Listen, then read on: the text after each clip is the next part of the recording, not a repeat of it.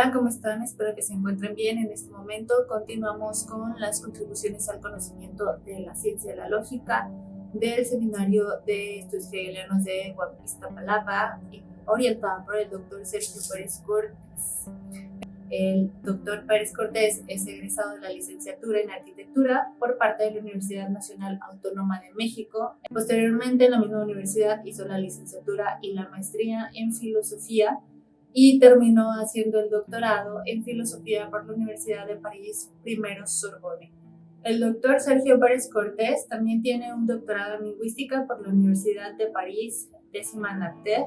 Es miembro vitalicio del Clare Hall College en la Universidad de Cambridge, Inglaterra, y recibió las palmas académicas en grado de caballero por parte del gobierno de la República Francesa. Fue director del programa de College International de Philosophy con sede en París entre el 2000 y el 2006.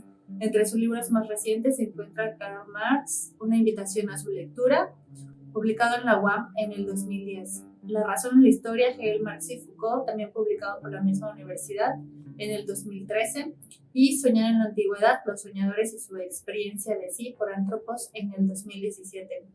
Y actualmente pertenece al Sistema Nacional de Investigadores de México con nivel 3. Y bien, sin más por el momento, los dejo con el doctor Sergio Pérez Cortés, quien nos va a presentar la última parte de la realidad efectiva, titulada Necesidad Absoluta. Bienvenidos a otra sesión de esta serie de conferencias en las que intentamos proveer a nuestro auditorio de una mejor comprensión de las difíciles categorías de Hegel. Hoy en particular nos vamos a dedicar a la categoría de necesidad absoluta. Tomé esa decisión porque en las sesiones anteriores mi colega Iván presentó la primera parte de la realidad efectiva, que son la relación formal. Luego mi colega José Luis presentó la segunda parte, que es la necesidad real. Y me parecía, para cerrar el ciclo de la realidad efectiva, que valía la pena comentar y cerrar un poco con la necesidad absoluta.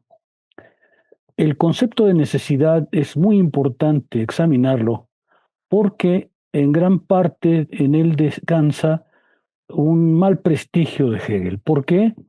Porque se piensa que Hegel, al hablar de necesidad, y aún más de necesidad absoluta, estaría diciendo todo está determinado, todo es un destino, todo es una fatalidad y por tanto la acción humana no tiene mayor relevancia. El espíritu o Dios habría puesto ya todas las condiciones de las cosas y por tanto la libertad humana quedaría cancelada. Esta es una lectura bastante frecuente, una acusación bastante frecuente contra Hegel, pero como veremos enteramente injustificada. Nos vamos pues a dedicar hoy a la necesidad absoluta. Estamos ya muy avanzados en la primera parte de la lógica, en lo que Hegel llama la lógica objetiva, porque nos encontramos prácticamente en el umbral del concepto, es decir, de la lógica subjetiva, del momento en que se transforma toda la lectura hegeliana para dar paso a su mayor originalidad. Estamos, pues, en la parte final de la lógica objetiva, cuando ya está por concluir la doctrina de la esencia, ya concluyó la doctrina del ser, y por tanto estamos ya en un momento en que la unificación entre ser y existencia es prácticamente lograda.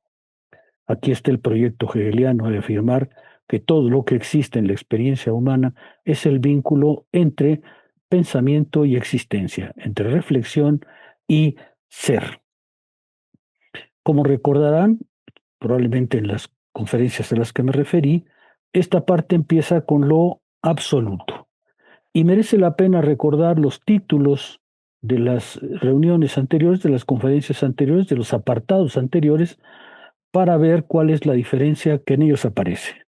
El primer apartado dice contingencia o formal, realidad efectiva, posibilidad y necesidad formales.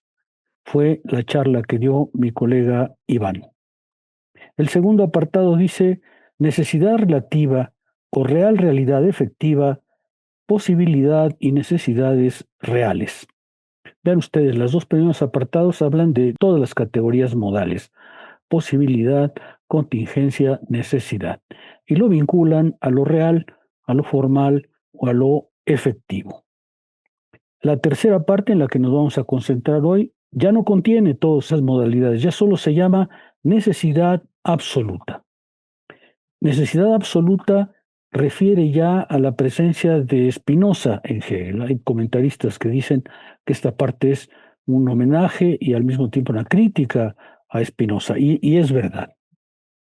Como ustedes verán en los tres apartados, de lo que se ha tratado es del tema que se llama en filosofía de las modalidades. Tradicionalmente, las modalidades son tres, son más. El discurso de las modalidades es muy complicado en su historia. En la Edad Media, el número de modalidades creció considerablemente.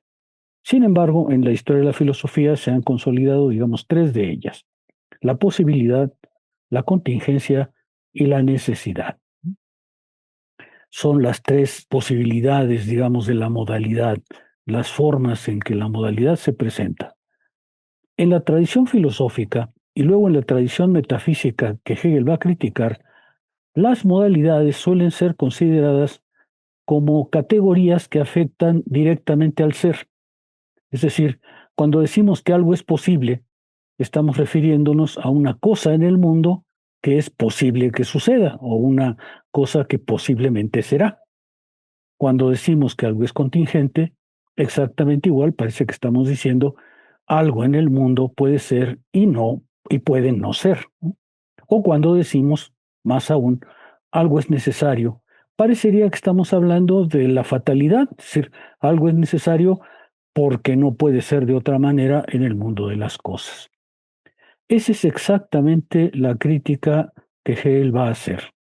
Hegel va a hacer un muy profundo desplazamiento para colocar las modalidades no en el plano de los seres reales, sino en el vínculo que el pensamiento tiene respecto a la realidad. Y ese vínculo en Hegel va a ser doble, pero me voy a dedicar ahorita a presentar la primera parte dándoles un ejemplo que en mis cursos suele ser clarificador, aunque voy a tener que corregir algunos aspectos de él, pero es un ejemplo que creo que va a ayudar a comprender lo que Hegel está diciendo. Consideremos, por ejemplo, mi siguiente afirmación: México será campeón de la Copa del Mundo el año próximo, que se jugará en nuestro país. Excepto algunos fanáticos muy rabiosos, muy probablemente muchos de ustedes habrán dicho: no, no es posible. México no puede ser campeón de la Copa del Mundo el año próximo. Pero la pregunta que debemos hacernos ante esa afirmación es: ¿y cómo lo saben? ¿Está escrito en las estrellas? ¿Algún demiurgo sancionó a México imposibilitándolo para siempre a ganar la Copa del Mundo? ¿Por qué estamos tan seguros de que nuestra respuesta, en la generalidad de los casos, sería no, no es posible? Después de todo, no es imposible que México gane la Copa del Mundo. No es imposible porque pues el fútbol es el que es y siempre juegan 11 contra 11 y todos están dotados de dos piernas y dos brazos y una cabeza, o sea que no es absolutamente imposible que suceda. Y sin embargo respondemos que no es posible. ¿Qué es lo que nos permite decir eso?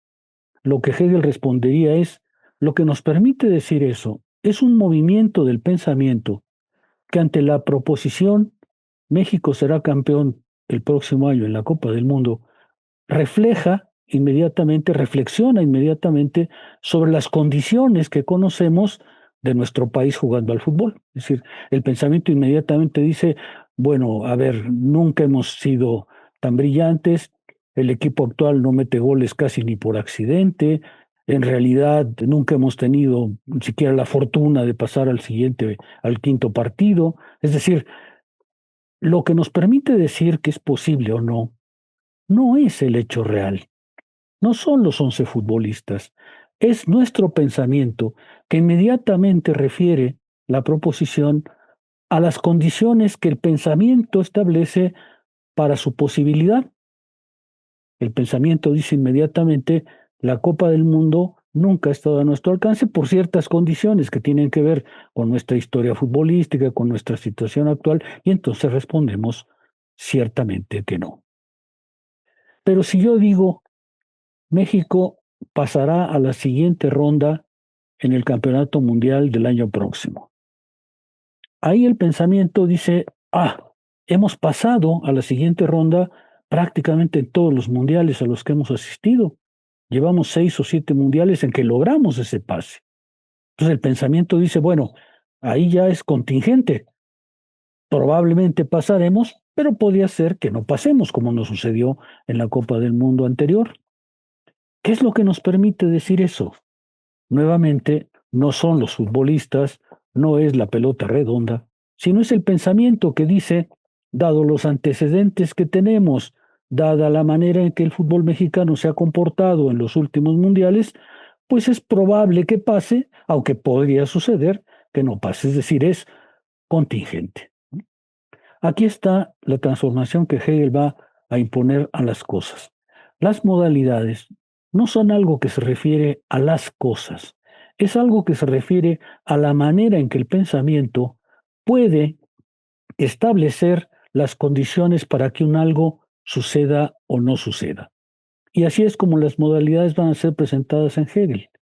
La modalidad, lo posible, lo contingente o lo necesario, no es algo que se predique directamente del mundo, es algo que se predica del mundo, pero porque el pensamiento ha hecho un esfuerzo por determinarlo en relación con una serie de condiciones pensadas que están justamente en la reflexión para poder decidir en un sentido o en otro. La originalidad de Hegel, pues, consiste en decirnos las modalidades no son un discurso sobre el ser, sino son un discurso sobre la manera en que el ser es reflexionado por el pensamiento para poder establecer su presencia en el mundo. Veamos un poco la historia anterior para poder entrar a la necesidad absoluta. La primera necesidad era formal. Formal quiere decir que la necesidad ahí no tiene ningún contenido. Si hablo de una proposición que no tiene ningún contenido como posible, pues entonces dice Hegel, prácticamente todo es posible, ¿no es cierto? Si no le pongo ningún contenido a la afirmación que estoy diciendo, pues entonces es posible, dice Hegel en la enciclopedia, es posible que la luna caiga mañana sobre la Tierra. Si no le pongo ninguna condición ni reflexiono sobre la cuestión, pues sí, sí es posible que la luna caiga mañana sobre la Tierra. O bien, el otro ejemplo que presenta Hegel es, el siguiente papa de Roma va a ser Trump. Uno diría, bueno, dadas las condiciones, parece muy difícil, pero como estamos en la posibilidad formal, pues no es imposible. Quizá Trump mañana se vuelve bueno, se va a la tierra de África a cuidar leprosos, el cristianismo lo descubre, lo hace obispo y luego lo hace papa, pues claro, cuando uno pasa a la realidad, pues ya dice, esa posibilidad no es real, pero en realidad estamos en la posibilidad meramente formal y por tanto la posibilidad formal es definida como algo que no se contradice. Y como no se contradice que un ser humano cualquiera pueda llegar a ser papa, pues cualquiera puede en principio llegar a ser papa. Por supuesto, la posibilidad formal y la necesidad formal para Hegel quiere decir que el pensamiento no se ha comprometido a pensar lo que debería pensar. La siguiente necesidad es la necesidad real y ahí sí que tenemos que detenernos un poco más. La necesidad real es cuando el pensamiento vincula la cosa que está pensando o el suceso que está pensando con sus condiciones reales de existencia. Ahí el pensamiento dice, para que un algo suceda, para que un algo tenga una necesidad real, es necesario que ciertas condiciones se presenten. El pensamiento empieza a reflexionar sobre las condiciones del suceso o del objeto que está pensando y por tanto llega a la conclusión de que es necesario, posible o contingente. Cuando algo es necesario porque, dice Hegel, todas las condiciones están presentes.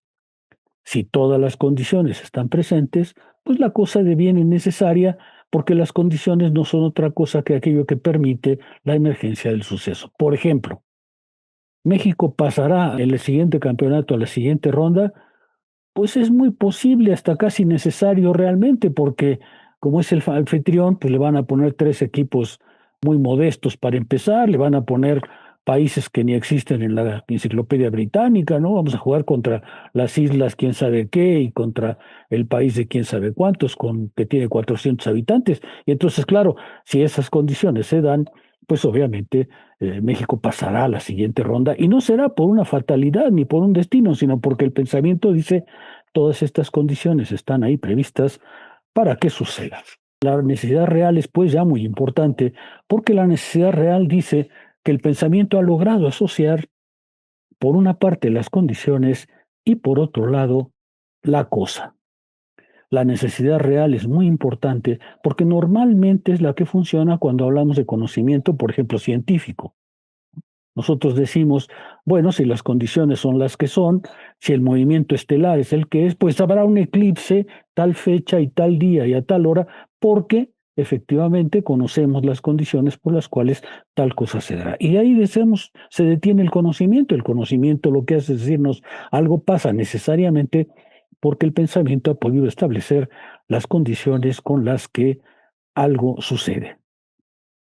Tan importante como resulte para el conocimiento, la necesidad real no es la última palabra de la reflexión del absoluto.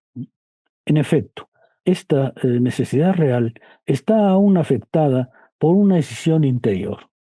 Heredó como contenido la posibilidad real, pero este contenido no ha sido puesta por ella misma y por tanto esta necesidad real puede ofrecerse como necesidad efectiva absoluta o como posibilidad absoluta, es decir, puede lo mismo ser que no ser. ¿Qué está diciendo Hegel aquí? Que entre lo que estamos pensando, el objeto que estamos pensando y las condiciones de ese objeto, todavía no hay una perfecta unidad. Es cierto que si todas las selecciones con las que va a jugar el equipo mexicano son tan débiles como creemos, pues muy probablemente pasará. Pero eso todavía está por verse, porque en una mala noche o en una noche brillante de esos equipos muy modestos, pues la cosa no sucede. Es decir, la necesidad real dice, si ciertas condiciones se aparecen, la cosa será, pero no ha podido determinar las condiciones. Las condiciones todavía dependen de la noche brillante del equipo mexicano o por el contrario, de la noche desdichada del equipo mexicano. Por eso la necesidad real, dice, todavía está dominada por una escisión. Para llegar a una necesidad más alta, que es la necesidad absoluta, es preciso, pues, que la reflexión se prolongue hasta llegar a las condiciones. Es decir, que ella muestre que ella también ha puesto no solamente al objeto y a las condiciones por separado, sino que reflexiona a la vez al objeto y a las condiciones. Es decir, la posibilidad también es puesta por por el movimiento del pensar. Es preciso, pues, que ese contenido determinado sea reaprendido por el movimiento reflexivo mismo. En ese momento, cuando logramos vincular perfectamente la reflexión sobre las condiciones y sobre la cosa o sobre el suceso, en ese momento se presenta la necesidad absoluta. Ahí ya no hay ninguna escisión interior y la necesidad real deviene absoluta. Y eso es efectivamente lo que sucede, dice Hegel, en el movimiento del pensar. La necesidad real, habitada aún por la contradicción, en su devenir, podía caer en la contingencia, es decir, ser una necesidad, un intelecto determinado. Pero este devenir del pensamiento entre la posibilidad real y la cosa es al mismo tiempo la necesidad misma. Y esa necesidad que se pone ahora en las condiciones deviene mostrando que ese contenido exterior, esos equipos modestos con los que vamos a jugar, no solamente eran ahí puestos por accidente, sino que el pensamiento, la FIFA decidió que fueran ellos justamente para lograr el fin que perseguía. Resulta entonces que hay una perfecta unidad entre condiciones y cosa. O sea, el efecto, dice Hegel, de ponerse a sí misma como asunción, es decir, ponerse a sí misma como inmediatez. Déjenme volver un poco atrás. ¿Qué es la necesidad absoluta? La necesidad absoluta es una forma más alta que la necesidad real, porque la necesidad real depende aún de la contingencia. La contingencia son las condiciones para que la cosa suceda. Pero como las condiciones parecen ser externas a la cosa, pues entonces podría suceder o podría no suceder. Cuando el pensamiento decide ir más allá del objeto y poner las condiciones, es decir, saber que las condiciones también las ha puesto él, entonces pasamos a la necesidad absoluta porque ya no hay separación entre condiciones y cosa. Poner ella misma su contenido es revelar la negatividad propia de la necesidad real. Es ella misma la que como reflexión negativa se niega a sí misma, es decir, se determina como posibilidad. La necesidad es tanto el asumir el ser puesto, las condiciones, como el acto de determinar esa asunción como ser puesto. Es decir, en términos muy sencillos, la necesidad absoluta aparece en el momento en que hay una perfecta unificación entre lo que parecía exterior, las condiciones de la cosa, y lo que parecía interior, la cosa misma. Ahora, en la necesidad absoluta es un mismo movimiento en el que el pensamiento determina las condiciones y la cosa. Voy a leer un párrafo de Hegel en el difícil lenguaje hegeliano. Por consiguiente, es ella misma la que se determina como contingencia. En su ser se repele así. En esa misma repulsión no ha hecho sino retornar así. Y este retorno, entendido como su ser, se ha repelido de sí misma.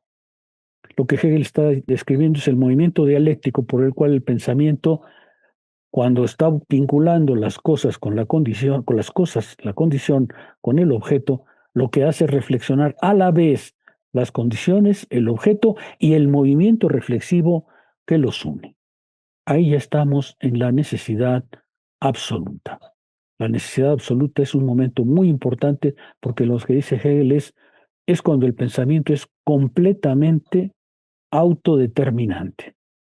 Él no solo se conforma con ver por un lado la cosa, ver por otro lado las condiciones, sino que ahora es capaz de reflexionar las tres cosas, las condiciones, la cosa y la reflexión misma que las une. Estamos en un momento muy alto de la reflexión porque ahí el pensamiento ha sido capaz de subsumir por completo todo lo que estaba intentando pensar. La necesidad real ha pues devenido necesidad absoluta. Esta, la necesidad absoluta, es el momento en que la forma de la reflexión ha penetrado todas las diferencias de contenido y es, cito a Hegel, simple identidad consigo misma del ser en su negación, o sea, es esencia. Aquí tenemos ahora ya la perfecta identidad entre la esencia de una cosa y su existencia. Su existencia es la cosa misma. La esencia, la serie de condiciones y determinaciones que la hacen ser. En todos los momentos anteriores había una cierta separación entre la cosa y su esencia. Aquí esa separación desaparece y esencia y existencia son idénticos. Es decir, el pensamiento pone al mismo tiempo no solamente el objeto que está pensando, sino las condiciones por las cuales ese objeto ha emergido. Y por tanto ya no hay separación entre el objeto mismo y la reflexión que lo hace ser inteligible. Déjeme hacer un pequeño paréntesis para tratar de clarificar más aún. En la enciclopedia, Hegel no presenta las cosas de la misma manera. En la enciclopedia, Hegel dice, mire, el pensamiento separa las tres cosas. Separa las condiciones, separa la cosa y separa la reflexión. Y dice, en lo que pasa hay condiciones, hay una cosa y hay la unidad de ambas. Pero, dice Hegel, aunque están todos los elementos ahí, el problema de esa manera de ver las cosas es que no las unifica. La cosa parece ser independiente, las condiciones parecen ser independientes y el pensamiento que las une dos cosas que le son absolutamente extrañas una a la otra. Cuando uno comprende, en cambio, dice Hegel, el movimiento global, se da cuenta que el pensamiento no solamente ha puesto las condiciones y la cosa, sino que ha puesto la unidad de las tres. Esa es la necesidad absoluta, el momento en que el pensamiento es completamente determinante de todo lo que piensa. Hay una perfecta unidad entre el objeto pensado y el pensamiento que lo piensa. Esa es la necesidad absoluta. Esta necesidad absoluta no significa ninguna fatalidad y ni un destino, y puede entonces decirse que es injusta la acusación que se hace Hegel acerca de esta fatalidad. La necesidad absoluta es un momento decisivo de la reflexión, del pensamiento, porque en ella ya no hay separación entre, por una parte, el contenido, es decir, la posibilidad real, la serie de condiciones que la cosa emerja, y la forma, es decir, la unidad de esas condiciones en la cosa. La necesidad absoluta es la reflexión simultánea entre la cosa y el movimiento del pensamiento que la constituye como cosa, unidad de la cosa y de sus condiciones de presencia. Cito a un comentarista de Hegel: recíprocamente, es la reflexión del momento del pensamiento al mismo tiempo que reflexión de la cosa que ese pensamiento constituye. Fíjense, estamos en un momento muy alto de la filosofía hegeliana, porque dice, con la necesidad absoluta, el pensamiento ya no depende de nada más que de sí mismo. Cierto, en un primer momento las condiciones, es decir, los equipos que le ponían a México para jugar, parecían externos, pero no, nos damos cuenta que la reflexión, en este caso la FIFA, dijo, pues no, ponle estos barquitos para que la cosa suceda. Y como le puso esos barquitos y la cosa sucede, pues entonces el vínculo entre las condiciones que parecían ser externas y la cosa misma, que es lo que estamos pensando, ya no tiene separación. Ahí estamos en la necesidad absoluta. La necesidad real aún no había subsumido las determinaciones efectivas de la posibilidad real y por tanto algo escapaba aún al momento de la reflexión. La disolución de esta separación es justamente la necesidad absoluta. En ella, dice Hegel en la lógica, la diferencia misma entre contenido y forma ha desaparecido. La diferencia entre lo posible y lo efectivo ha sido borrada. La cosa ya no es considerada aparte de la dispersión de sus condiciones de existencia y ese movimiento de unificación es la necesidad absoluta. En esta se ha hecho explícita la progresión que aún estaba latente en la necesidad real. Lo que aparecía como un presupuesto, las condiciones de la cosa, ha devenido un ser puesto por la misma reflexión. Quiere decir que las determinaciones de la posibilidad real, que parecían ser una suerte de condiciones externas, no son tales, sino que también han sido puestas por la reflexión. Hegel está mostrando algo muy importante, que no son la cosa y sus condiciones las que establecen la necesidad real, sino que este es un proyecto, es un programa, es un movimiento de la necesidad absoluta que pone tanto las condiciones como la cosa. Déjenme tratar de mostrar esto que Hegel está diciendo. En la progresión de la lógica, Hegel tenía que pasar por la posibilidad real, es decir, por la separación de las condiciones y la cosa. Pero, dice Hegel, en realidad, el movimiento del pensamiento siempre lleva a la unificación. Permítame volver a mi ejemplo. México no será campeón de la Copa del Mundo el año próximo en nuestro país. ¿Qué pasó en ese movimiento de la reflexión? Que la reflexión dijo, no es que por un lado esté México y por otro las condiciones con las cuales podemos decir si algo es o no posible. En realidad el pensamiento puso las dos cosas inmediatamente, sin percatarse. Inmediatamente dijo, vamos a pensar rápidamente, tan rápido como un relámpago, vamos a incluir rápidamente las condiciones que sabemos son las nuestras, y entonces llegamos a la conclusión de que la unidad entre nuestro antecedente y la cosa que estamos pensando es indisoluble. Ya está funcionando la necesidad absoluta. El pensamiento tiene esa obligación porque no considera por separado la cosa, las condiciones y su unidad, sino que las piensa justamente en una unificación perfecta. Y esa es la necesidad absoluta. Vean ustedes, Hegel no está diciendo esto pertenece a un superpensamiento, a un pensamiento extraño a nosotros. No, es nuestro pensamiento que dice si las condiciones son las que son, el resultado es el que es. y no puede ser de otra manera. Si ustedes no estudian para una tesis de filosofía, pues fracasarán. ¿Qué tiene de extraordinario?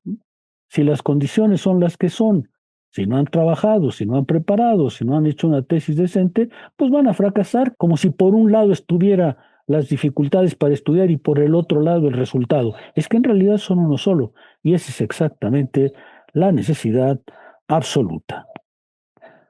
La reflexión pone ella misma lo que se creía que debía presuponer. Mediante la percepción más unificante del proceso del pensar, la realidad efectiva y la necesidad se han unificado porque toda necesidad pensada es a fin de cuentas un encuentro con el otro en la cosa comunidad de esas determinaciones particulares. Vean ustedes, déjenme volver atrás otra vez. Cuando nosotros decimos que algo es absolutamente necesario, no es porque estemos diciendo que está escrito en las estrellas. Estamos diciendo que es necesario absolutamente porque el pensamiento ha puesto todas las determinaciones para que la cosa sea. Esto es muy importante para Hegel porque Hegel dice que la necesidad absoluta solo la podemos encontrar en el momento en que las cosas pasan. Cuando las cosas pasan, son necesarias, absolutamente necesarias, justo porque las condiciones que las hacen emerger han emergido. Cuando nosotros, en cambio, tratamos de pensar hacia el futuro, no podemos establecer la necesidad absoluta, porque la necesidad también está vinculada a la contingencia. Y aún en aquello que parece muy bien determinado, puede emerger la contingencia en cualquier momento. Así como, por ejemplo, México ha sido eliminado a veces por Haití, ¿no es cierto? Se acordarán de ese célebre torneo en que México tenía que hacer 5 goles en un partido y no lo logró. Ahí todo parecía indicar que la fortaleza del equipo mexicano contra la debilidad del equipo haitiano, y sin embargo, apareció la contingencia, aparecieron los delanteros mexicanos que no metían una ni por accidente, y entonces resultó que lo que parecía ser una necesidad se volvió una mera contingencia. El pensamiento, sin embargo, lo que intenta, una vez que las cosas pasan, es comprenderlas en su necesidad. En otras palabras, lo que Hegel está diciendo es, lo que es porque es. Ahorita voy a entrar un poco ahí. Lo que es porque justamente es, porque las condiciones lo hicieron ser lo que es. Y no se puede decir, pues es que hubiera podido, es que hubiera sido posible. No, la cosa es porque las condiciones han hecho emerger exactamente como es.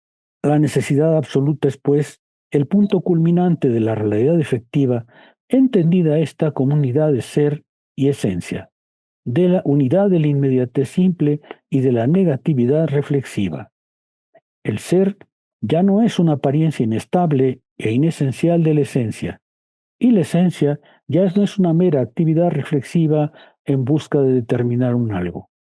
En la necesidad absoluta, el ser ha sido interiorizado perfectamente por la esencia y la esencia se ha perfectamente exteriorizada en el ser y se ha hecho manifiesta.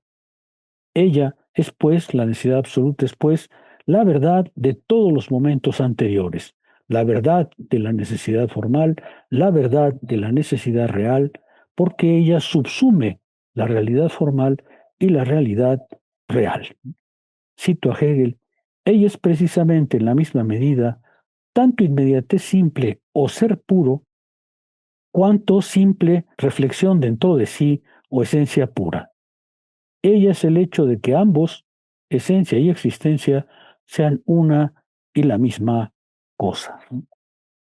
Fíjense, la reflexión absoluta es el momento en que el ser está perfectamente unificado con su esencia, o bien en que la cosa está perfectamente unificada con el movimiento reflexivo que nos permite decir esa cosa es exactamente esa cosa. En la necesidad absoluta es pues dos cosas. Uno, ser tiene la inmediatez del ser, y dos, esencia manifiesta. Las dos cosas. Me voy a detener ahorita en la primera porque la necesidad absoluta todavía hace mucho énfasis en el ser. Hegel hace una afirmación ahí que me parece una de las más interesantes de la lógica. Dice Hegel, por ello, este ser, el que resulta de la necesidad absoluta, cuya existencia no es otra cosa que la manifestación de su esencia, es el ser absolutamente necesario. Él es el ser por el hecho de que Él es. No tiene ninguna condición ni fundamento que no sea Él mismo. Así es, empero, dice justamente Hegel, así es, empero, justamente esencia pura. Su ser es su simple reflexión dentro de sí. Él es por el hecho de que es. Este ser es reflexión, tiene fundamento y condición, pero solo se tiene a sí mismo por fundamento y condición.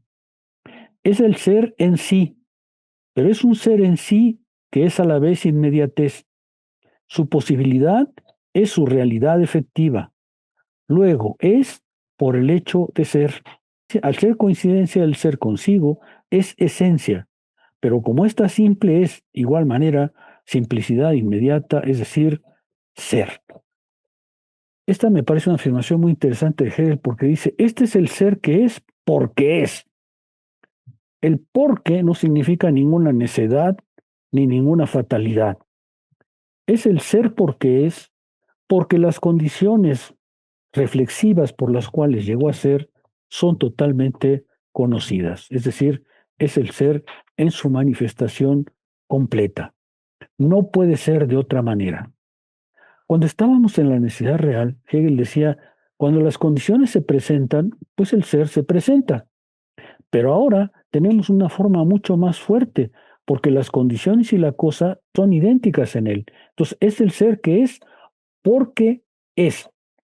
Es el ser que no podría no ser y es el ser que no podría ser de otra manera. Pero esto no tiene nada de fatalidad ni de destino, es simplemente que el pensamiento ha construido todas las determinaciones que permiten decir esa cosa es, está en el mundo y está en el mundo porque el pensamiento ha sido capaz de determinar todas las condiciones por las cuales es. Es el ser que es porque es. Y este es efectivamente a donde llega la realidad efectiva. Esto es muy importante y adopta la forma de ser, porque Hegel dice, ahora, con la necesidad absoluta, podemos ver que el movimiento global de la substancia no es solamente la totalidad, sino es el ser puesto, el ser que está ahí porque tiene que estar, puesto que las condiciones de su presencia están dadas. Es decir, Hegel va a decir, aquí se ve el momento en que el absoluto, porque estamos todavía en el absoluto, se escinde y provoca eso que Hegel llama efectividades libres, es decir, los seres finitos y contingentes que son cada uno de nosotros. Hegel está explicando en el movimiento lógico por qué la realidad efectiva es dos cosas. Es un conjunto de existencias finitas, pero es también el movimiento global por el cual esas existencias finitas tienen razón de ser. Los seres finitos que somos nosotros no somos seres autosubsistentes. Requerimos para existir de un movimiento global, llamen ustedes como quieran, vida, Dios, algo que permite explicar por qué somos exactamente como somos.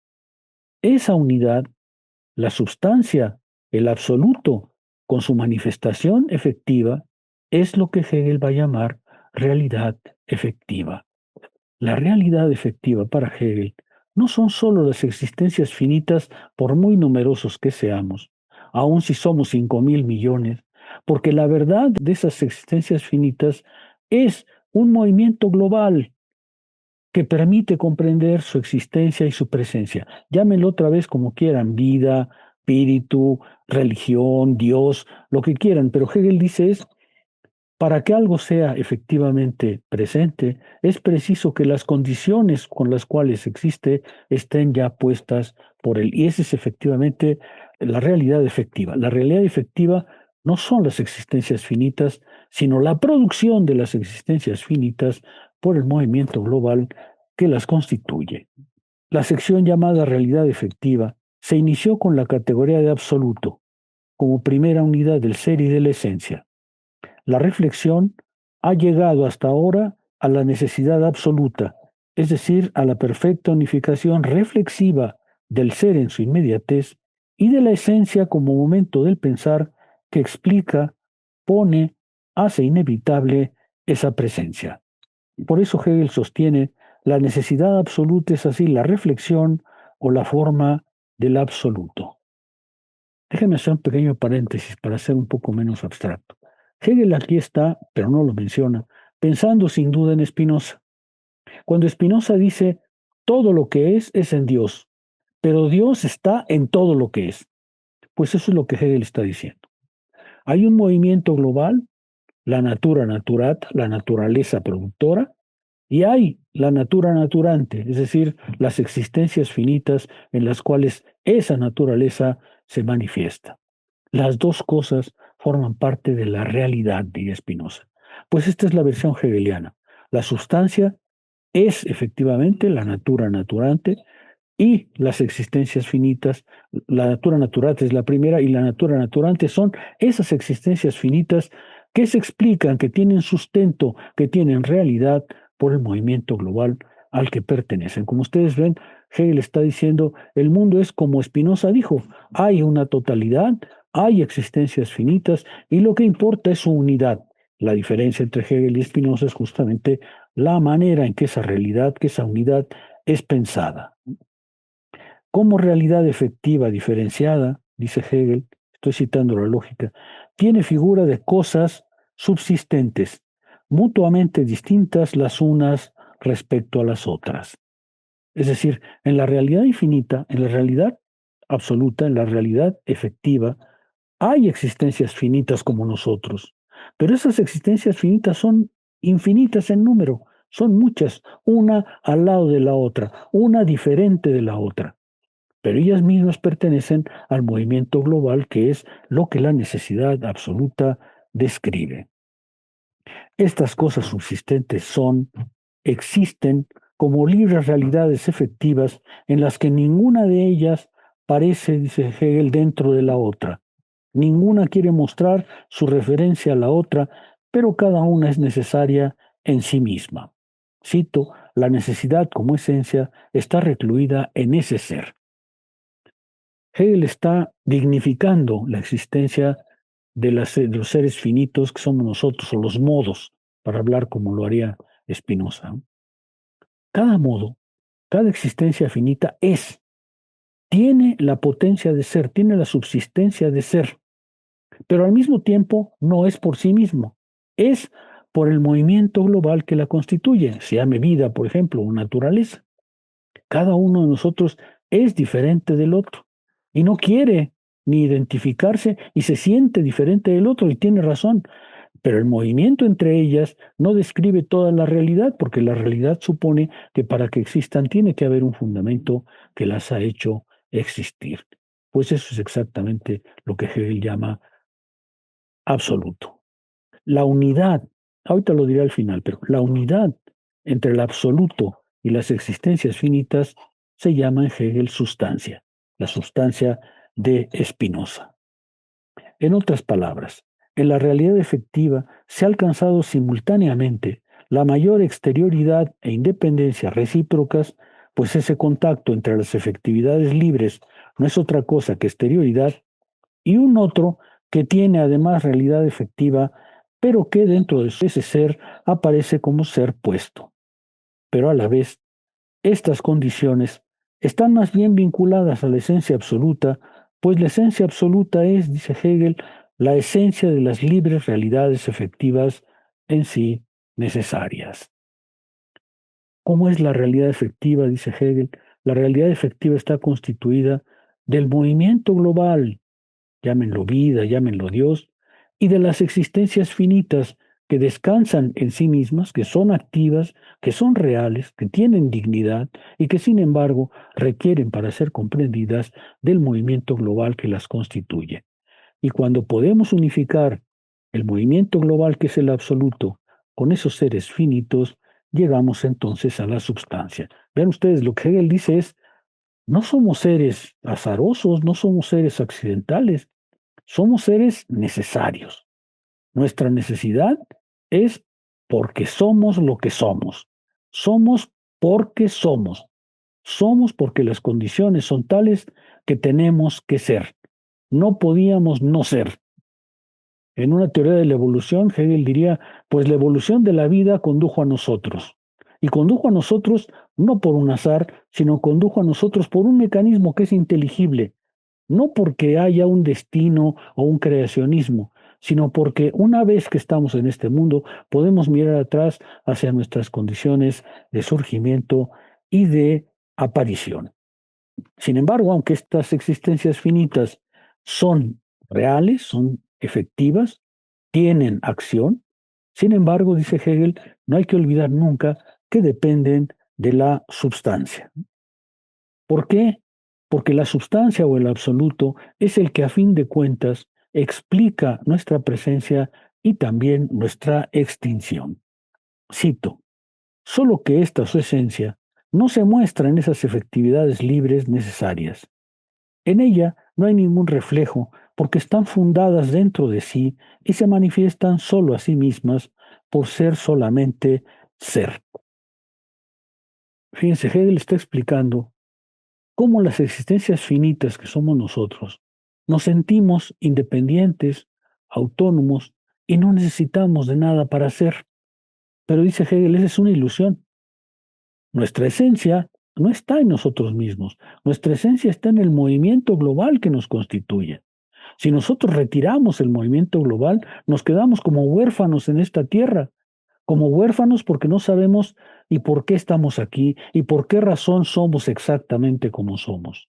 Por eso dice Hegel, la creencia, la impertinencia de estas efectividades libres de sentirse muy chichas, es decir, de sentirse por sí mismas aptas de ser, tiene que, sin embargo, desaparecer porque su verdad no está en ellas, sino en la sustancia. Sin embargo, la sustancia desaparece cuando nosotros somos. Nosotros olvidamos que somos resultado de la evolución natural, olvidamos somos resultados de nuestra historia y nos creemos seres que acaban de surgir, seres muy chichos que pueden decidir por sí mismos, cuando en realidad, para poder comprendernos, necesitamos involucrarnos en el movimiento natural que nos hace ser y en el movimiento histórico que nos hace ser como somos. Estas efectividades, multiformemente variadas, dice Hegel, no se percatan del momento global al que pertenecen. No obstante, la inmediatez de su ser no es más que la muestra de su negatividad intrínseca, negación absolutamente diversa de su ser, es decir, negación como su nada. De manera más bien sombría, la lógica advierte, pero su esencia irrumpirá en ellas y les mostrará lo que ella es y lo que ellas son. Hegel dice, la sustancia no podría existir sin nosotros, pero nosotros somos las existencias finitas y pasajeras que a fin de cuentas tienen que rendirse ante la sustancia porque ella es nuestra verdad. Es decir, cada uno de nosotros como existencia finita tiene una razón de ser, no es un accidente, no es un azar, es como es exactamente como es, pero está condenada por su finitud a su desaparición. Y esa desaparición de las existencias finitas es lo que hace que la vida como movimiento global se renueve. Esa es la sustancia, ¿no? La sustancia se muestra justo en el movimiento por el cual esas existencias finitas son, existen y tienen razón de sentirse dignas, pero al mismo tiempo tienen que saber que no son autosubsistentes, sino que, como dice Hegel, la sustancia se mostrará en ellas y les mostrará lo que ella es, la potencia que ella tiene, la potencia de la vida y lo que ellas son, es decir, seres reales, efectivos, pero finitos, ¿no? Estas efectividades libres son un contenido determinado, pues cada una de ellas es la marca que les ha dejado la necesidad, pero en ellas está también el que, siendo determinadas, llevan en ellas mismas la reflexiva negación de sí mismas que se manifiesta en un devenir o el tránsito del ser a la nada. Solo que este ya no es el devenir simple del inicio de la lógica tal como la vimos en la presentación de Tomás Ochoa, solo que esta ya no es el devenir simple del inicio de la lógica, pues es el absoluto, que es a la vez el en sí de aquello mismo que se despliega. La relación entre estas efectividades es una de absoluta identidad, de tal manera que la degradación de una no es más que el pasaje hacia otra, en la exterioridad así, por la cual cada ella manifiesta lo que es y cada una de ellas coincide consigo mismo. El pasar en un otro es inmediatamente para ellas reflexión en sí. El absoluto las ha dejado como efectividades libres, pero a la vez muestra que es a él al que se deben, y en su degradación el absoluto se afirma solo por su relación consigo mismo. Cito a Hegel, la contingencia es necesidad absoluta. Ella misma, la contingencia, es la presuposición de aquellas primeras realidades efectivas absolutas. Fíjense, Hegel está diciendo algo que es interesante para comprender la realidad efectiva. Nosotros, seres finitos, actuamos entre sí. Estamos vinculados entre sí por relaciones muy complejas, pero esas relaciones complejas son en cierto modo, dice Hegel, simplemente el hecho de que unas afectan a las otras de manera exterior, de manera como no inmediatamente interior a cada una. Ese es el movimiento de las efectividades libres, de los modos, pero hay un movimiento más global, que es el movimiento del absoluto, que ahora se va a llamar substancia, por la cual se muestra que la relación causal entre las efectividades libres tiene que ser subsumida en la necesidad absoluta del movimiento global. Cuando nosotros unimos el movimiento global con las existencias finitas, pasamos pues a la substancia. La substancia para Hegel es justamente eso que Spinoza llamaba a la vez natura naturata y natura naturante, es decir, Dios mismo y sus criaturas, la naturaleza que es creadora, la naturaleza naturata de algo que es efectivamente su obra, las existencias finitas. La necesidad absoluta es pues la modalidad de las cosas, en tanto que se han mostrado a sí mismas no ser más que flexión o necesidad de la reflexión, en tanto que la reflexión está plenamente realizada en las cosas. Por eso, la unidad de las cosas y sus condiciones no es nada más que actividad de la forma, o más bien la forma como actividad. Hegel está diciendo, esta unidad entre la sustancia y las cosas finitas no está en la simple realidad, está en el pensamiento, que es el que es capaz de unificarlas. La necesidad absoluta, otra vez, no está en las cosas. La necesidad absoluta está en el movimiento del pensamiento que dice esas cosas finitas tienen que ser vinculadas a un proceso infinito que es invisible en sí mismo, que no se muestra nunca y que sin embargo es su esencia. Hegel está diciendo, ahí el pensamiento alcanza el nivel que Spinoza llamaba el tercer grado, el momento en que comprende la totalidad de lo que piensa y la totalidad de ella misma pensando lo que piensa. Aquí, déjenme volver atrás, pensamiento y existencia, esencia y ser son uno, ya no están separados. El pensamiento ha sido capaz de comprender lo que es y la razón por la cual es. Esa es la necesidad verdaderamente absoluta. La necesidad absoluta es pues una modalidad, es decir, es una manera en que el pensamiento determina lógicamente a las cosas.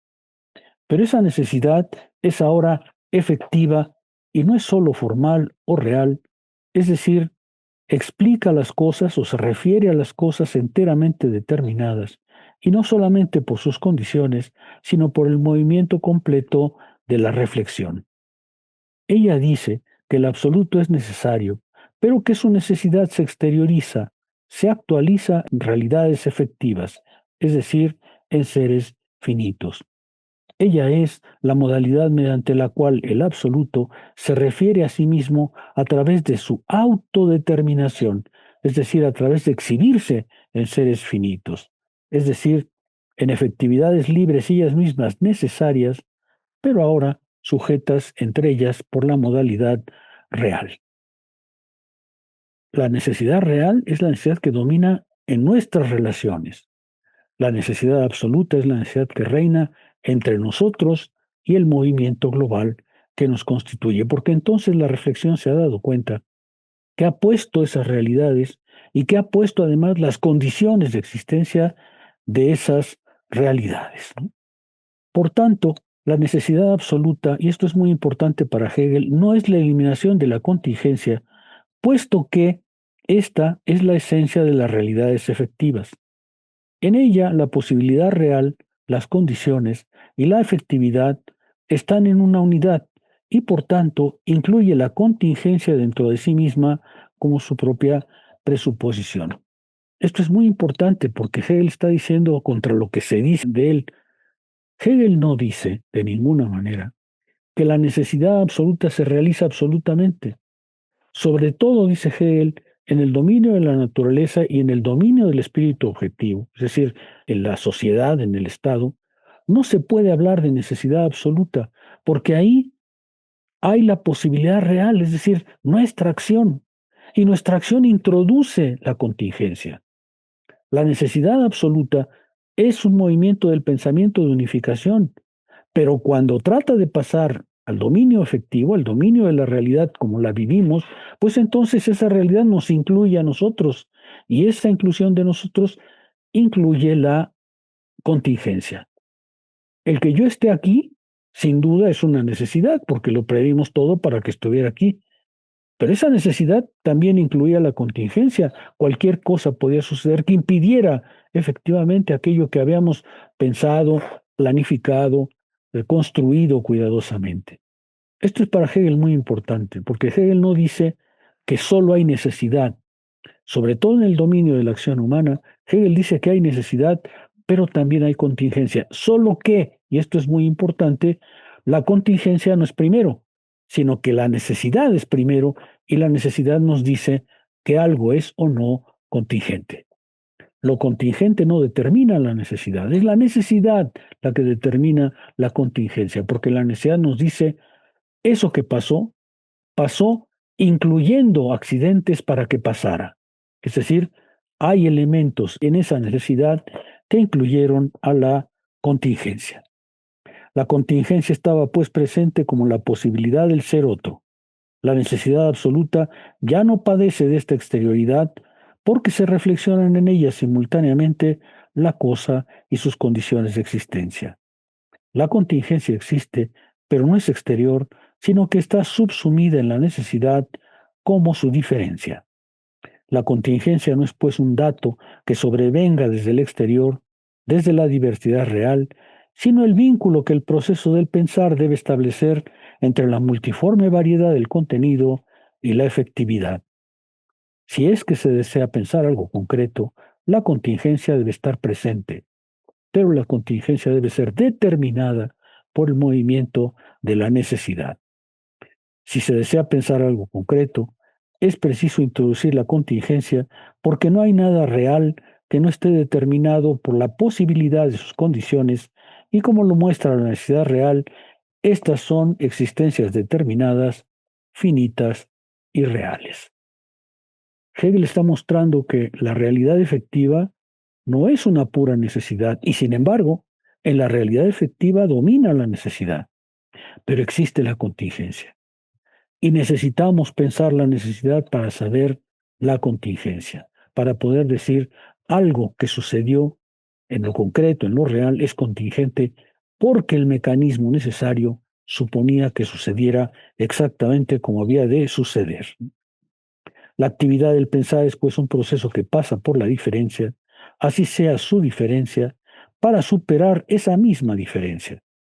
Es en este plano que nos encontramos la contingencia como parte de la realidad entre el conjunto de determinaciones múltiples que debe ser subsumido en el proceso.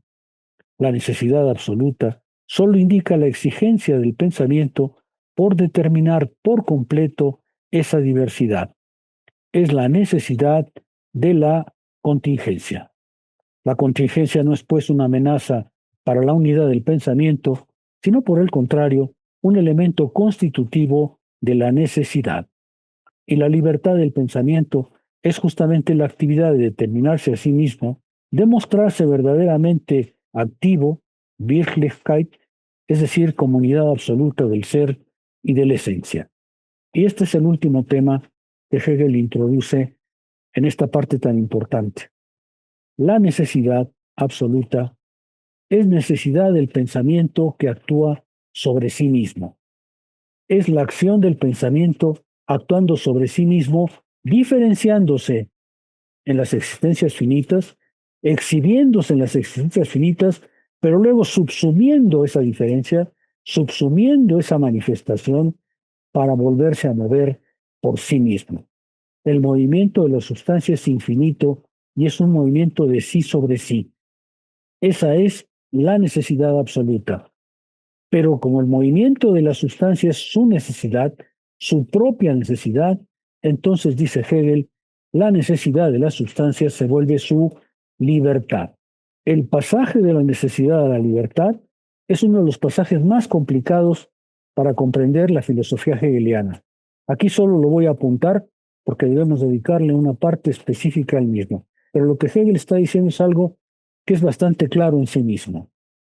Aquello que se mueve por sí mismo, aquello que no es movido por nada más, aquello que se determina a sí mismo diferenciándose de sí mismo, aquello que no es impulsado por ninguna otra cosa que por sí es necesario. Pero como es su necesidad es idéntica a su libertad. Es libre porque solo sigue su necesidad. No sigue la necesidad de ninguna otra cosa. No está determinada por ninguna otra cosa. Está determinada por sí misma. Y por ende, dice Hegel, con la necesidad absoluta, la necesidad se trastoca en libertad. Se trastoca en libertad porque ahí el pensamiento, la reflexión muestra que no depende de ninguna otra cosa más que de sí mismo. Cierto, el pensamiento debe pensar una realidad exterior, pero esa realidad exterior él la subsume, él la interioriza, él la reproduce en su propio movimiento. Y como el pensamiento no está determinado más que su propio pensamiento y subsume la realidad, pues entonces el pensamiento es libre, la substancia, que es la unificación del ser y pensamiento, es libre, porque no obedece más que a su propio impulso. Han emergido dos categorías que para Hegel son muy importantes.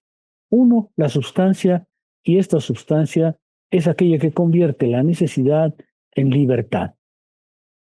La necesidad absoluta es el movimiento del pensamiento que es capaz de obviar toda diferencia, de vencer toda oposición, de ser capaz de pensar la realidad tal cual es y determinarla en todos sus momentos, puesto que el movimiento de unificación entre el ser y la esencia es completo en él, la sustancia, que es la unidad de la totalidad y los seres finitos, es su propia necesidad, es su propio movimiento, movimiento de sí sobre sí. Y como aquello que se mueve por sí mismo y no por ninguna otra cosa, como aquello que no depende de ninguna otra cosa más que de sí misma, como aquello que decide y encuentra su movimiento y su impulso en sí mismo, es libre, pues entonces la sustancia que aparece como resultado de la necesidad absoluta es libre. La necesidad ha trastocado en libertad. Déjenme insistir un poco en este punto. Hegel dice que por supuesto la necesidad no es libertad, pero que la libertad incluye la necesidad porque para ser libre es necesario ser autodeterminado, saber lo que lo determina a uno, saber cuáles son las determinaciones de su propia acción. La libertad requiere comprender el movimiento que nos hace ser lo que somos, porque sin esa comprensión de lo que somos, ninguna transformación es posible y ninguna libertad es real.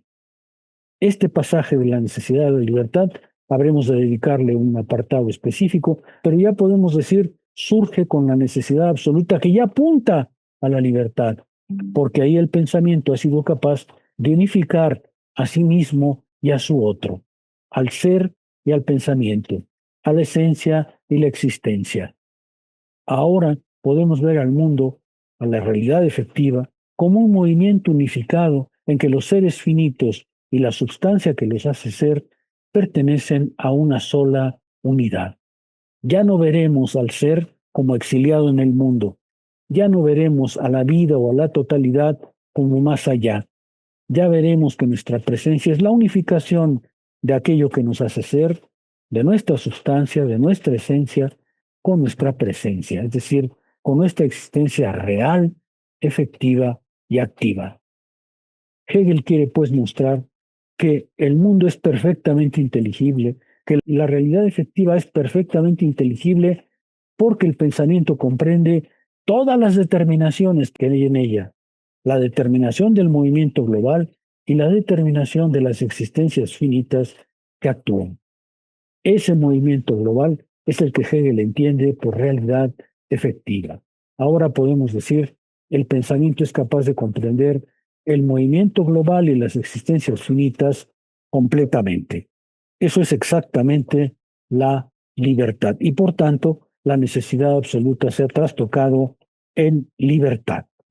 El momento siguiente es salir de este movimiento introduciendo en ello la diferencia.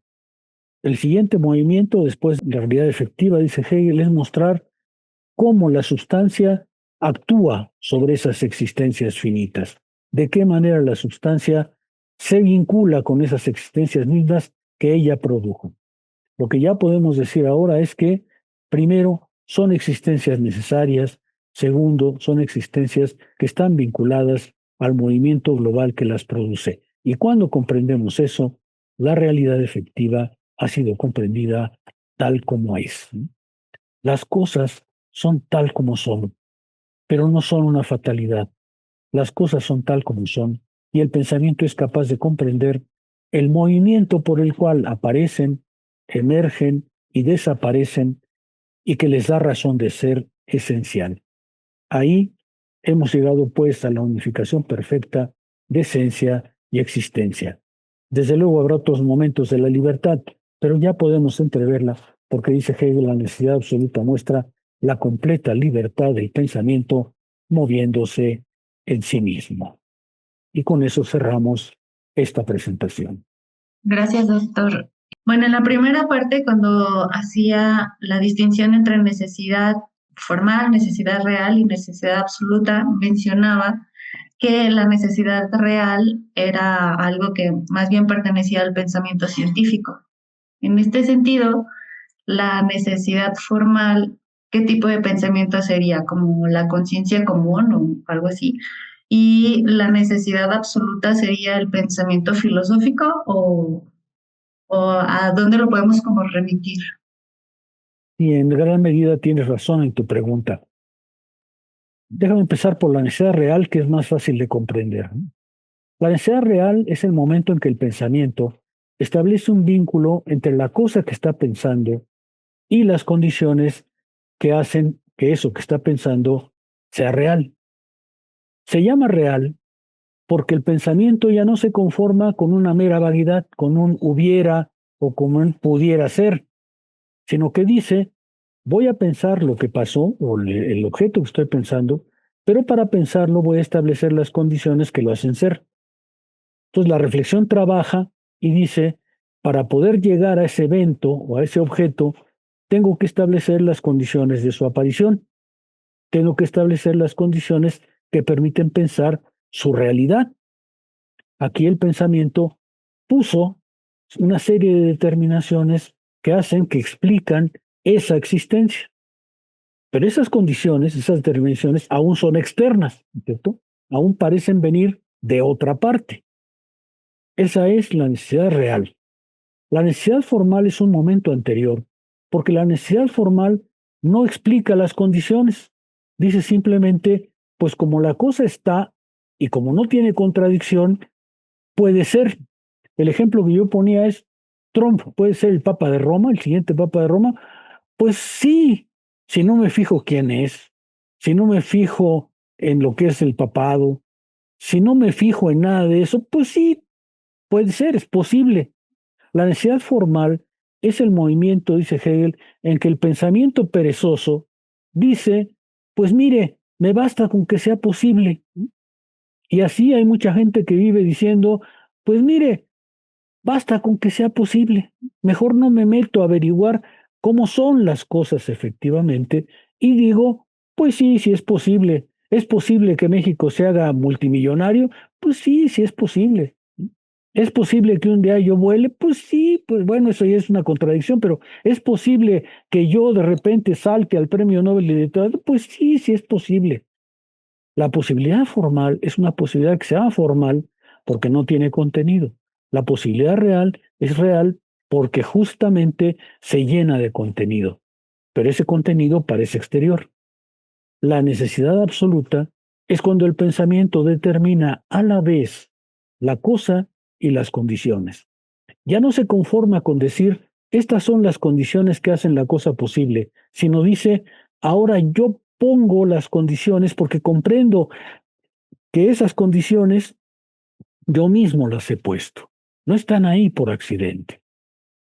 Corresponde al pensamiento filosófico, sí, en cierto modo, porque mientras el científico le basta con decir que una cosa resulta de sus condiciones, al filósofo le importa decir cuál es el movimiento del pensamiento que permitió esa unificación. ¿Sí?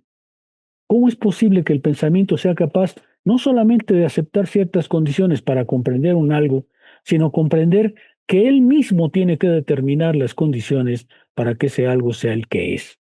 Ese es el movimiento propio de la filosofía de Hegel. Decirnos, no te conformes con decir que algo sucede porque ciertas condiciones están ahí, sino examina las condiciones y verás que tú mismo, la reflexión misma, las ha puesto. Y cuando el pensamiento se dé cuenta que ha puesto todo, pues entonces ya es libre, porque la necesidad absoluta ya no descansa en ninguna otra cosa que en su propia acción. Gracias, doctor. Sí, ya quedaba un poco más claro. También estaba pensando si Shell estaba pensando en una forma evolutiva como del pensamiento, pero podría decir que sí y no, porque si lo hablamos como en la generalidad del pensamiento, pues sí, ¿no? Hay una evolución en la forma de la reflexión absoluta que no hay en las dos formas anteriores, pero siguen existiendo las otras dos, ¿no? O sea, no es como que una borre la otra, o sea, en el mundo, así tal cual lo vivimos, lo pensamos, pues estas tres formas aún existen simultáneamente. Sí, Hegel diría que en realidad nuestro pensamiento funciona en muchos niveles. La necesidad absoluta es el momento en el que el pensamiento es absolutamente consciente de sí, es absolutamente consciente de su potencia para comprender. ¿Sí? Ahora, esto aparece tardíamente. Durante muchos siglos la humanidad vio, por ejemplo, a la naturaleza como exterior a ella, como algo ajena a ella.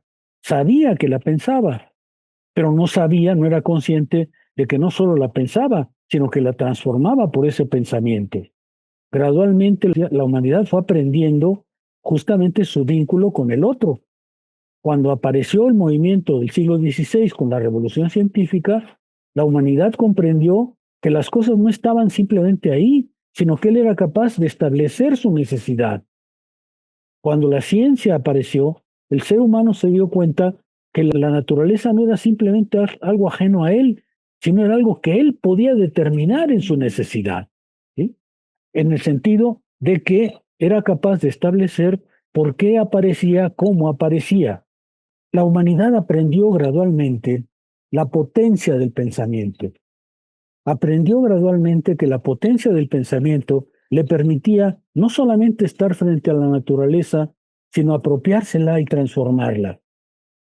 Esa autocomprensión del pensamiento es obviamente un logro tardío.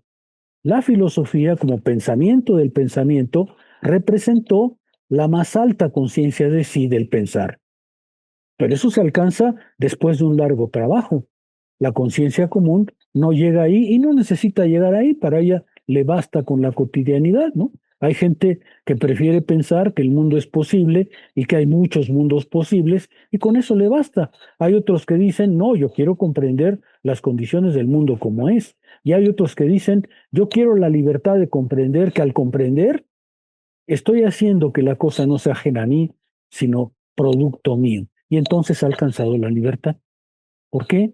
Porque es libre de autodeterminarse, es libre de saber que su comprensión es absoluta y que no queda ningún misterio. Y alguien que vive sin misterio, pues es libre. Muchas gracias, doctor. Y por último, que toda esta última parte me recordó mucho a la filosofía del derecho, justo como en la relación de el Estado y el sujeto, ¿no? De cómo al final Hegel explica que el Estado, al principio, que constituye al sujeto, pero los sujetos constituyen al Estado en un mismo movimiento. No sé si algo tenga que ver el prefacio de la filosofía del derecho, cuando justamente hace mención a la ciencia de la lógica, con esta parte que ahorita está exponiendo usted. Todas las obras de Hegel son la manifestación de esto que llamamos necesidad absoluta. La filosofía del derecho es un buen caso porque lo que Hegel dice es, durante mucho tiempo los seres humanos vieron al Estado y a su sociedad como algo ajeno a ellos, ¿no? Durante mucho tiempo vivieron bajo déspotas, subsumieron su voluntad a la voluntad de otro. ¿No? Durante mucho tiempo se sintieron ajenos a esa realidad histórica y social. Gradualmente fueron aprendiendo su libertad, es decir, aparecieron las primeras formas de democracia, ya no era solo libre el rey, sino que eran libres un cierto número, la idea de libertad se fue fortaleciendo, sobre todo en el mundo romano, aunque se refería a unos pocos, ¿no es cierto? La humanidad fue progresando en esa conciencia de sí hasta que aparece, dice Hegel, la Revolución Francesa, cuando por fin se da cuenta el ser humano que la realidad social y política no le es ajena, que él la puede poner, que él es capaz de transformar esa realidad. Al saber que es capaz de transformar esa realidad, entonces lo que aparece es una profunda conciencia de sí. La necesidad de nuestra sociedad, la necesidad del Estado, no está puesta por Dios, como pretendían los monarcas absolutos. La necesidad del mundo es nuestra actividad, nuestra necesidad. Ahí alcanzamos ya la libertad, porque ahora sabemos, cierto, que la sociedad es distinta a nosotros, que el Estado es mucho más fuerte que cada uno, pero ¿qué es nuestra obra? Ahí aparece la necesidad que ha dado completamente el vuelco de saberse a sí misma. La filosofía del derecho lo que hace es decir, esa conciencia de la libertad, esa conciencia que la humanidad ganó en su historia hasta alcanzar la libertad, ahora se ha vuelto instituciones. Ahora está presente bajo la forma del derecho, de la moralidad, de la familia, del Estado. Esa es la muestra de nuestra libertad. Es la muestra de que nuestro pensamiento no se queda en el pensamiento, sino que quiere realizarse. Y justamente la lucha por realizarse es la lucha por la libertad que describe en buena parte la filosofía del derecho. Así es. Por eso dice Hegel que esa obra está animada por la lógica, que es exactamente lo que estamos diciendo, ¿no? Le agradezco mucho sus respuestas. Yo tengo una cuestión con esto, ¿no? La primera es la siguiente. La expresión lógica en Hegel nos invita o nos impulsa a ver el proceso como totalidad. Si no estoy en lo equivocado, doctor. A ver el bosque y a no detenernos exclusivamente en la particularidad. Mucho se dice, por ejemplo, acerca del capital, que este comenzó cuando el primer homínido utilizó la primera herramienta, ¿no? Me acuerdo que en alguna clase de Marx revisamos ese análisis particular. En este sentido, ¿cree usted entonces que hay una relación entre Marx, quien parece ver al capital como un proceso, y a la necesidad absoluta en Hegel? ¿Cree usted entonces que nos puede ayudar a comprender la esencia del presente y su propia existencia? ¿Considera entonces que esta categoría en Hegel, aplicada, digamos, al ámbito un tanto más empírico, pueda tener un elemento desmitificador, doctor? Como tú sabes, y quizá el auditorio ha ido percibiendo, para mí hay una enorme cercanía entre la lógica hegeliana y el capital en particular, ¿no? Efectivamente, ¿qué dice el capital? El capital lo que dice es, si quieres transformar tus condiciones de existencia, tienes que comprender. Una escena que es muy interesante, cuando le dicen a Marx, mire, hay una reunión de la Asociación Internacional de Trabajadores y su presencia es muy importante. Y él responde, mire, estoy escribiendo El Capital y este es el cohete más fuerte que han lanzado contra el capitalismo. ¿Por qué? Porque es el conocimiento de lo que es el capital, ¿no? Marx está diciendo, como lo mismo que Hegel, ¿Quieres transformar lo que es? Compréndelo en su necesidad absoluta. Comprende que es como es. Comprende el mecanismo interno que lo ha hecho ser como es. Y entonces serás libre, no porque te hayas independizado, sino porque ahora tienes la facultad de, comprendiendo lo que es, transformarlo en libertad. Solo se puede transformar aquello que se comprende. Ese es el pasaje de la necesidad absoluta a la libertad. La necesidad absoluta te dice, así es la cosa como es porque es, pero ahora tienes la libertad de transformarla racionalmente porque la conoces. Eso tendríamos que desarrollarlo más adelante, pero es exactamente lo que, digamos, unifica a los dos, ¿no?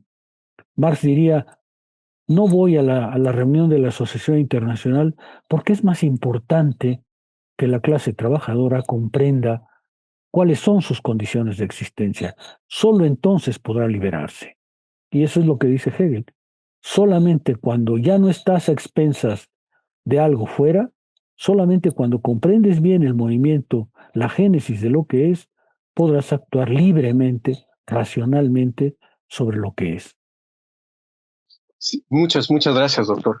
Y esto quizás se engarce con la siguiente cuestión que quería preguntarle. Una parte de su ponencia que me llamó muchísimo la atención y me parece que es algo que hemos tocado también en clases anteriores. Y tiene que ver justamente con que la necesidad absoluta no puede ver necesariamente al futuro, doctor, si lo comprendí bien. En el sentido de que, entonces, como el búho de Minerva, la necesidad absoluta y el filósofo, la filosofía, solo pueden levantar el vuelo al anochecer, es decir, cuando ha terminado el proceso. ¿Se puede adelantar algún análisis utilizando esta categoría del presente, doctor? O sea, Mira, desde Aristóteles, yo creo que la filosofía ha aceptado que lo único que es necesario es lo que es, ¿sí? Lo que es, ya es. Claro, hay quien se pone a soñar, ¿no? Si hubiera sido, si el delantero mexicano hubiera metido el gol cuando jugamos con Arabia Saudita. Bueno, lo que es y es necesario, porque es. No puede ser de otra manera porque justamente tiene la fuerza de lo que es. Pero en su trayectoria, obviamente, participó la contingencia, ¿no? Lo que hace el pensamiento es decir, dentro del movimiento global, soy capaz de encontrar aquellas partes en las que hubo efectivamente la intervención de estas contingencias que finalmente llevó, sin embargo, a lo que es. Quiere decir que la filosofía solo puede hablar de necesidad absoluta en lo que es, en lo que ya existe. ¿Quiere decir que no puede predecir? No, no tanto. Quiere decir, según Hegel, que cuando examinamos, por ejemplo, el presente, lo que encontramos es que dentro de él, en ese movimiento que es su propio devenir, está constituida, está presente su negatividad, su propia transformación. Entonces, lo que el filósofo hace es comprender en lo que es aquellos signos que hacen que será de otra manera. ¿Por qué? Porque el devenir de todas las cosas es algo que el pensamiento introduce en ellas para ser. Si el capitalismo llegó a ser, es porque desplazó a otras formas de producción y las negó, pero él mismo lleva dentro de sí su propia negatividad. Y si la filosofía no puede pronosticar el futuro, en cambio sí puede decir, hay signos de su propia transformación. El filósofo es el testigo de los signos de las cosas que ya en el presente están cambiando, están anunciando una transformación. ¿Se realizará? No necesariamente porque hay la contingencia. Déjame volver un poco a Marx para precisar. Cuando Marx escribe El Capital y le preguntan, bueno, entonces, ¿y cuándo estalla la revolución? Pues mire, eso no hay manera de saberlo. Eso requiere de la conciencia, de la acción, del trabajo, y como vimos, pues no era para pronto, ¿no es verdad? Marx diría, el capital muestra este movimiento necesario, y dentro de él hay contradicciones muy importantes. ¿Cuándo estallarán? Eso es algo que solo la actitud, la actividad de los seres finitos va a decidir, es decir, la contingencia. Por eso la necesidad absoluta, dirá Hegel, solo se refiere a lo que ya es, al búho de Minerva, que parte cuando ya la realidad se vivió. Y sin embargo, no estamos enteramente desprovistos de comprender cómo al interior de lo que es aparece su negatividad para que sea de otra manera. Agradezco enormemente la presentación del doctor Sergio Pérez Cortés, así como a las personas que nos están siguiendo en las conferencias cada 15 días y las personas que han estado en el seminario durante la grabación. También quisiera recordarles que todas las conferencias están en el canal de YouTube y en la caja de información les voy a dejar los links por si quieren ir a las otras 2 conferencias que concluyen el tema de la realidad efectiva. Y bien, sin más por el momento, nos vemos hasta la próxima.